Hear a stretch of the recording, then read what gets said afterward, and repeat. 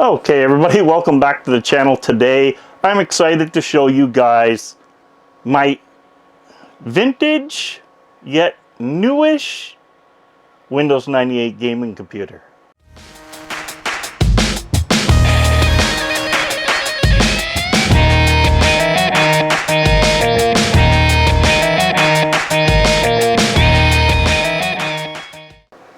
Now, a couple things I'd like to point out. When you're making a Windows 98 computer, there is many different ways to do this. Hopefully this audio is good because this is take on this, and I'm using this microphone, my wireless one, without the thing. I want to see how it works. Anyway, when you're building a Windows 98 computer, you want as much compatibility going back as possible. There's a few things that could really wreck that environment.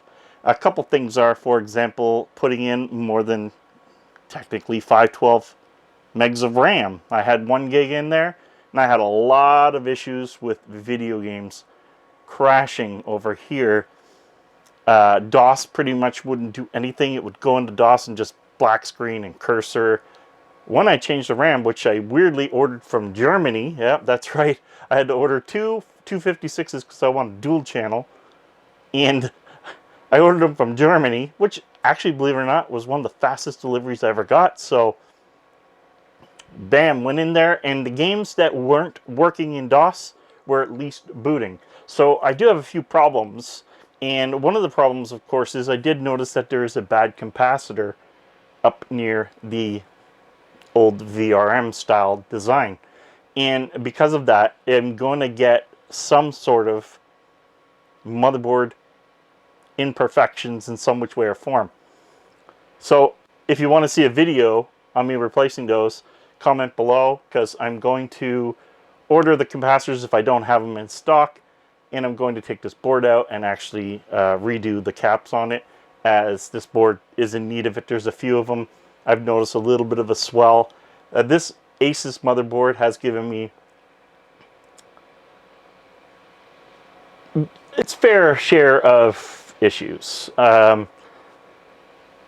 They apparently was tested, bought it on eBay, and I've had nothing but trouble with it so far. So the fact that this is running, and in Windows 98 it's absolutely stable, and funny enough, if I run a driver, you guys remember the old game Driver, it plays. I haven't had it crash doing that in a Windows game.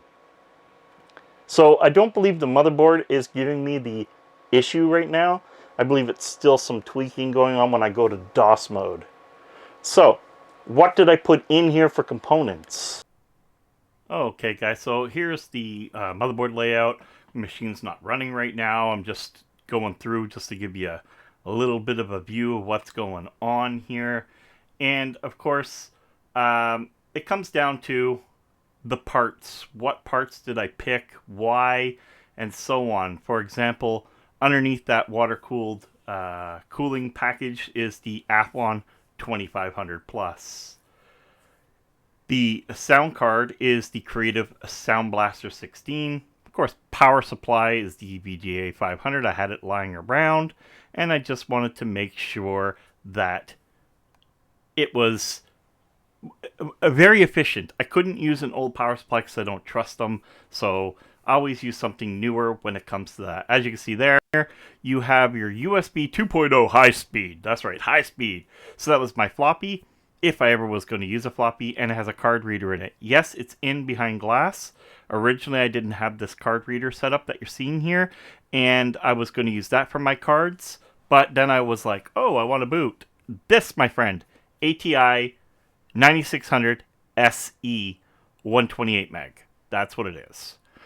There's my custom brackets, and as you can see, there's a bad capacitor up there. There's actually 3 bad ones there that I see right away, but this was such a blessing.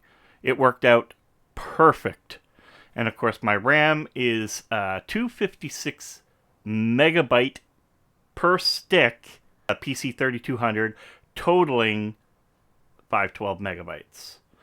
The water system was pretty simple. I just went with the soft hose because it was easy just for me to stick it down in one area and then kind of just do a little bit of a shape and get it done. I wasn't going to go all crazy with the water build on this, but, you know, it is what it is. Okay, so the monitor. A Lenovo monitor. A 4x3 monitor. Woo, look at that old start bar that does not want to focus. Focus. Zoom away. Alright, so Windows 98 and the gaming and the DOS gaming experience needs a 4x3 monitor, and that's exactly what this is. And I don't have to worry about a flat panel from the era dying when I buy a Lenovo. Just saying, people, if you're out looking for an older monitor, don't look them and walk away. Now, also, what I'd like to point out too is this thing is water cooled, and I'm running an Athlon XP processor.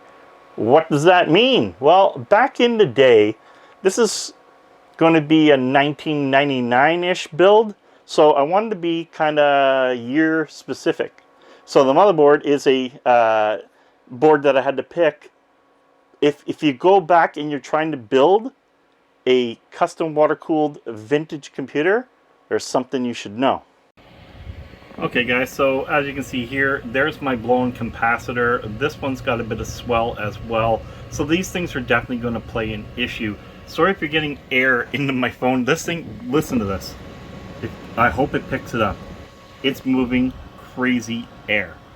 And, well, the thing I was trying to talk about with the water cooling is here. You see here and down below, there are holes in this motherboard that are very specific to ACES. A couple other companies, I believe ECS or MSI, have done a couple, but the idea behind it is, I believe that they were done based on the idea of being the same board, whether it be Intel or AMD, and that way you were able to put on a different mount based on it being Intel with a different socket. So that was just my curious thought on that, because I couldn't figure out why they would actually have the holes there, unless maybe there was something coming different for AMD. They were getting ready for it. Who knows? Because I mean, the move to everything else is, you know, kind of new and unique. Maybe they thought it was going to be the same, or the same motherboard technically with a few changes and the socket change, or whatever the case may have been. So this is something to look at, and that is something to be really cool. Like I said, I bought these off eBay for a pack of, I think it was 50, and it had like a blue peel off, and they were already machined, they were already per size, everything. So I got piles of these to create more. I did use the screws, the springs, and the back pieces from the GPU water kit. So that's just a $20 GPU cooler that I took all the parts off of, resealed, and made sure everything was sealed up, and it became my CPU cooler. And I can tell you, there's no heat coming out of this. None at all. And I turned off the pump to see what would happen, and there was warm water, and I mean really warm water coming out of here. But these chips were meant to take it, and they were hot. Because there's no holes in 90% of the socket 462 socket A motherboards, and some boards have some solder there and you can actually desolder and create the holes, but most boards don't have it.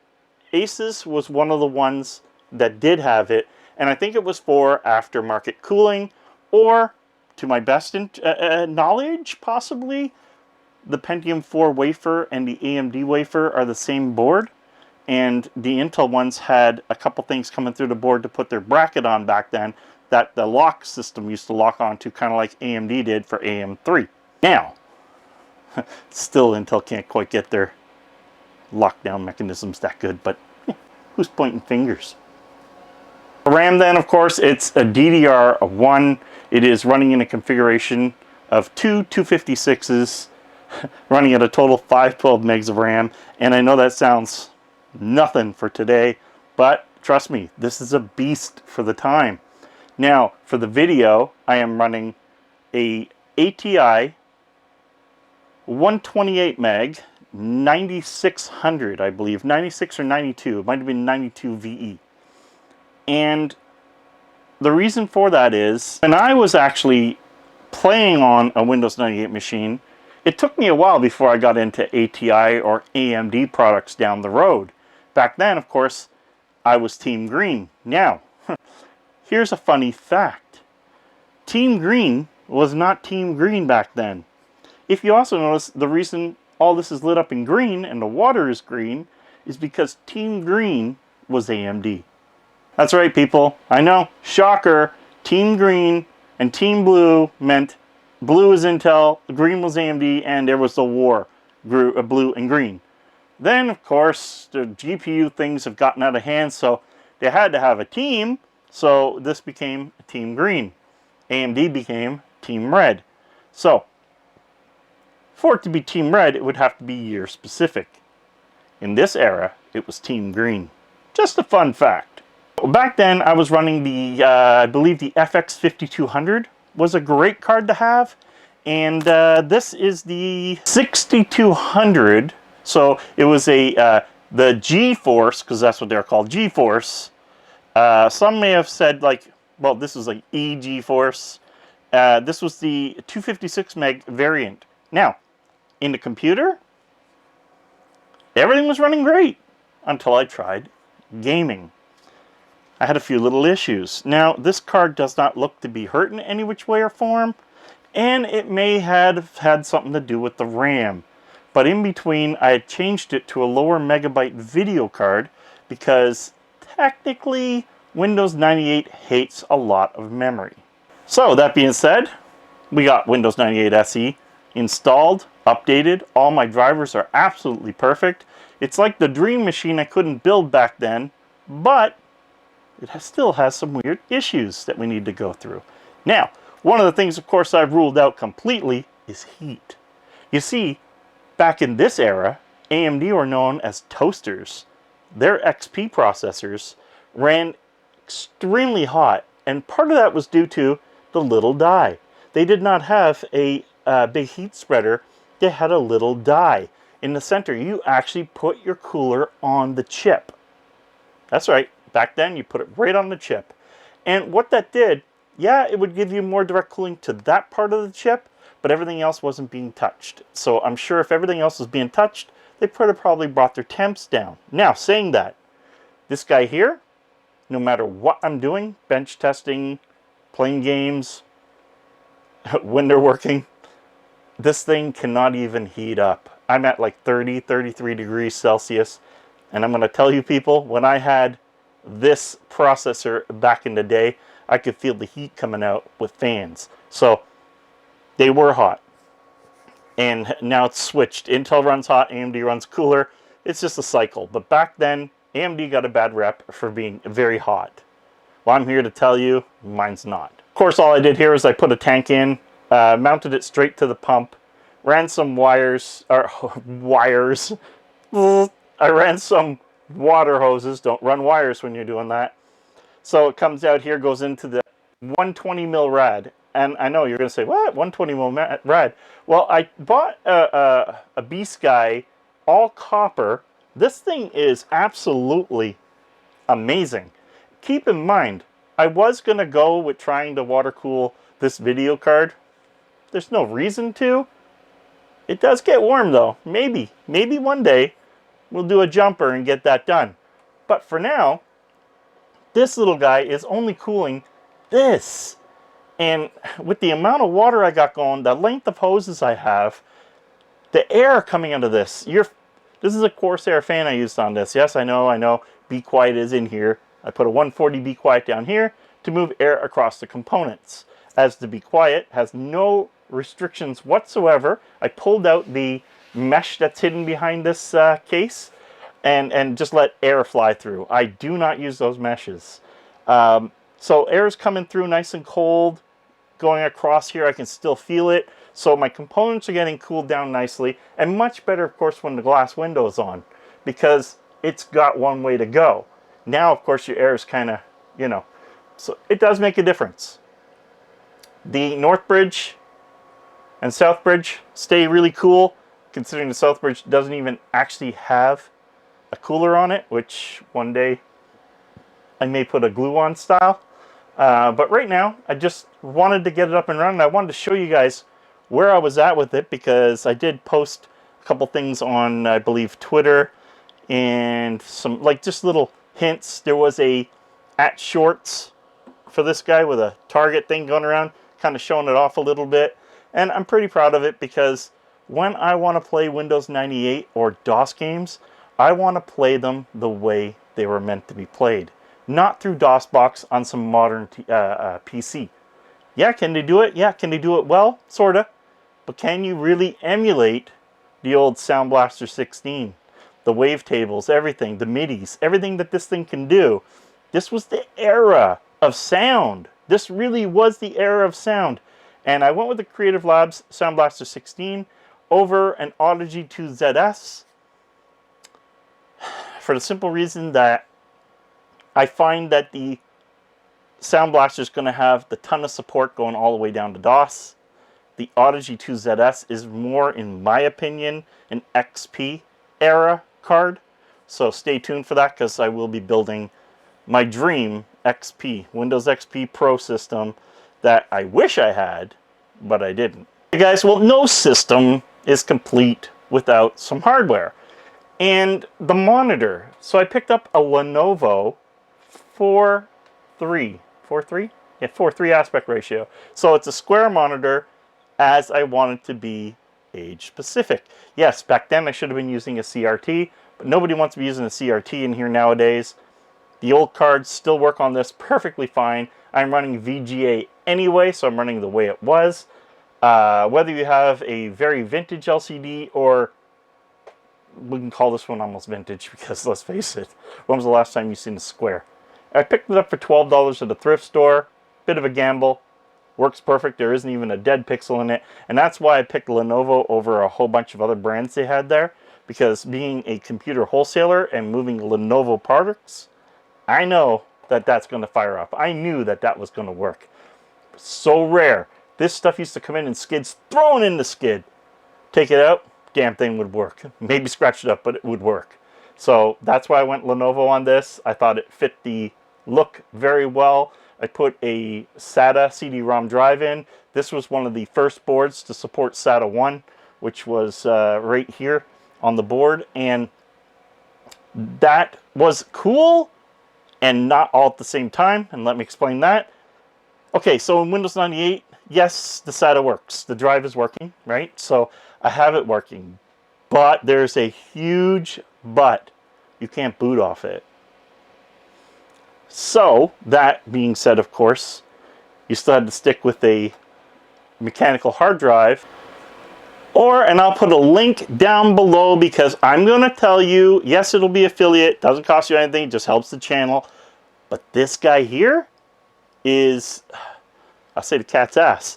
This thing, you take your Windows operating system, whatever, dump it on here, your drivers, maybe make some folders. I took a 64 gig, just a 32. And then I start up the system with a USB key that I made into a floppy, so it boots the system up and then goes into here, and I install from the setup file. Basically, you're just putting this in here, and now you have an IDE to solid state. Windows 98 recognizes right off the hop. Saying a hard drive with a specific name, everything. It's amazing in the BIOS. And away I went. Now, if you wanted to do it through the CD, you could. Again, I could not get CD-ROM support because I'm using SATA. And using SATA on these older boards works once you have the SATA implicated in the drivers and everything set up in your Windows. Then I can add the drive and go. I did have an IDE drive. Didn't like all the ribbon cables. It was driving me nuts. So swapped it out, put that in, cleaned it up a bit. And yeah, that was the big thing about this era, was the thing. So down here when you were looking and I was showing you the parts, that was one of these. And then I 3D printed this to go in the slot. This bolts right in. I might be upside down there. I should probably take the SD card out first. And this here just lays right in this section. Right? And You put some screws in here, some self-tapping screws. So now it's in your computer bolted in. Away you go. Now this is at the back like a video card. You need to change something. Go to your card reader on your main PC, dump the new game or the new whatever, and go put it back in. Drivers, that's how I did my drivers. Put that back in. I had a 64 gig 230s and named one D, and I had the drivers for all the setup in D and installed them right from there. So yeah, I'm making the machine faster and run way more efficient and quieter than that mechanical drive. Now that mechanical drive is set up, but I unhooked it and took all the cabling out. For a simple reason, I have no use for it realistically. It's the only IDE drive I had, which was a 80 gig, and literally the only drive I had IDE. I was shocked that I didn't keep anything. That being said, it's not kind of like me to just get rid of almost everything of something or an era. But anyway, it's going to sit in there and stay in there as a fill because I know it operates, it's there, something happens. Now, the one thing I do recommend if you're going to do the SD card setup, it's beautiful. There's no drawbacks so far that I've noticed. But if you're going to be taking your card in and out, moving it back and forth, or weird shut off, something happens and it wrecks the card, well, I recommend making an ISO of this. So just zipping it down and compressing it into an ISO so you have it saved. And then the same software that does that can image it right back to another SD card. Especially after you have everything set up, everything's working perfect, that is the time to back it up. Guys, let me know what you think in the comments below. Is this a pretty cool Windows 98 system? And if it isn't, what would you do that was different? And try to keep in mind, I was going for a modern, so I had to make the custom water cooling. That's what I was trying to get at, I guess, at one point, where I had to bolt in these brackets and so on. And I had to order these chrome plates, you'll see, you've seen them in the video, that were just machined nicely. I bought a big bag of them and just, it worked. It was the right length. I didn't drill the holes. Everything was just lining up for me. It was just a blessing when I was putting that together. It's actually a GPU water block, not a water block for a processor, because back then the processors were smaller and it definitely wouldn't have fit the same way. So guys, again, comment below, let me know what you think. Are you building a Windows 98 machine? Also, just another thing, I could probably put the link down below too. For your USB 3 or USB ports that are up here, I actually ran a dongle that converts it to USB 2, USB 1, whatever you want it to be. Plugs into the board, converts to a USB 3 header, and these USB ports are functional. Not bad for an old guy. So guys, I am happy. I hope you're happy. The beauty of this, guys, is I could be playing your old favorites, go out through here into the streaming server and go live, and this thing never has to see the internet. Pretty cool. Till next time, guys, thank you for watching. I hope you enjoyed my Windows 98 setup. Till next time, game over.